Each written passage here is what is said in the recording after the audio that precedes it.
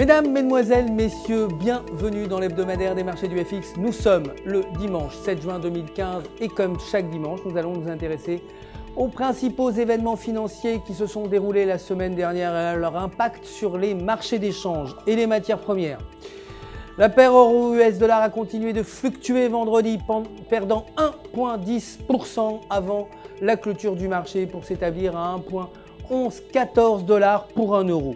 La livre sterling a également perdu du terrain face au billet vert. La paire livre-US$ a reculé de 0,61% pour atteindre 1,5270. La paire US$, canadien n'a pas profité de la tendance baissière de l'euro et de la livre et s'est également inscrite en baisse avant la fermeture des marchés. La paire s'est repliée de 0,46% pour atteindre un taux de change de 1,24$ canadien pour 1 dollar américain. A l'inverse, la paire dollar américain-yen a bondi de 1,02% au cours de la séance de vendredi pour atteindre un taux de change de 125,63 yens par dollar. Côté matières premières, le pétrole a fini la semaine sur une note plus positive avec un baril West Texas intermédiaire qui a flirté avec la barre des $60 à la faveur d'une hausse de 1,95% pour un cours de 59,13$. Le brut WTI a été suivi par le pétrole Brent qui signe une progression de 2,06% pour atteindre 63,31$ le baril. L'or ne s'en est pas aussi bien sorti, l'once COMEX chutant de 0,60% suivi de l'or spot qui a reculé de 0,42% pour s'établir respectivement à 1168,10 et 1171,94$.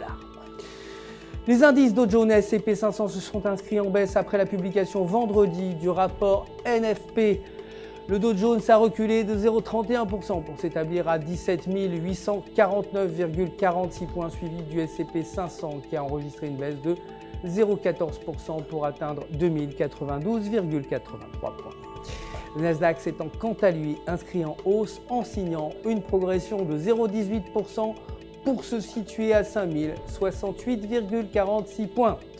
C'est la fin du bilan de l'actualité des marchés financiers de la semaine dernière. Nous espérons que vous avez pris du plaisir à lire et à nous écouter et à prendre que vous serez avec nous bien sûr demain matin pour les prochaines nouvelles des actualités des marchés quotidiennes. En attendant, ne manquez pas de rester avec nous sur www.ufx.com pour tout votre trading en ligne. Un assistant est là pour répondre à toutes vos questions. Vous le savez, tout UFX se joint à moi pour vous souhaiter une excellente semaine de trading.